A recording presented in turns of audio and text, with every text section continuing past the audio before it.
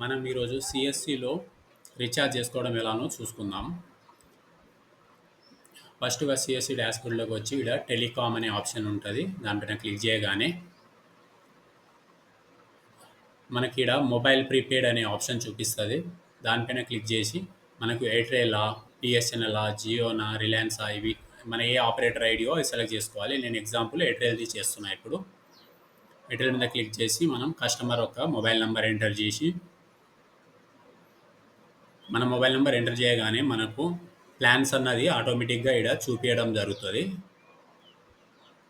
ఇక్కడ మనం చూసుకుంటే ప్లాన్స్ వచ్చేసి అన్లిమిటెడ్లో పెట్టుకుంటే మనకు రీఛార్జ్ ప్లాన్ అన్నది నేను ఇప్పుడు 349ది సెలెక్ట్ చేసుకుంటున్నా. సెలెక్ట్ చేసుకున్న తర్వాత వ్యాలెట్ పిన్ అనే ఆప్షన్ ఉంది కదా కింద, వ్యాలెట్ పిన్ ఆప్షన్ మీద క్లిక్ చేసి మన సిఎస్సి ఐడి నుంచి ఉన్న వ్యాలెట్ పిన్ ఎంటర్ చేసి పే నౌ క్లిక్ చేస్తే మనకు రీఛార్జ్ అన్నది కన్ఫామ్ అవుతుంది.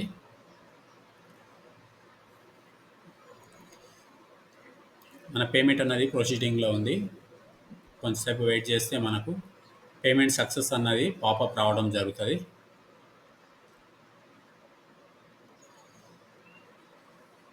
ఇక్కడ మనం చూసుకుంటే మన పేమెంట్ అన్నది సక్సెస్ అయిపోయింది.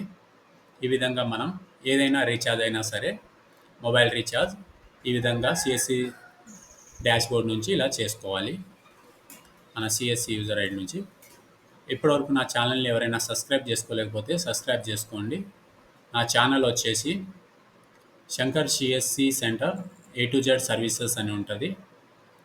మీకు ఇప్పుడు నేను చూపిస్తాను, ఒకసారి చూడండి. నా ఛానల్ డాష్బోర్డ్.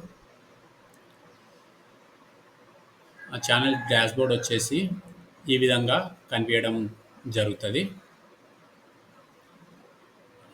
ఇక్కడ సిఎస్సి సంబంధించిన అన్ని సర్వీసులు మరియు ఆన్లైన్ బుకింగ్ సంబంధించింది మరియు ఏదైనా జాబ్ నోటిఫికేషన్ వచ్చినా కానీ అండ్ మా A to Z అన్ని సర్వీసెస్ ఇలా ఎలా చేయాలి, ఎలా అప్లై చేయాలి అండ్ ఎంటర్టైన్మెంట్ కోసం అప్పుడప్పుడు చిన్నగా షార్ట్ స్టోరీస్ లెక్క కూడా వీడియో చేయడం జరుగుతుంది.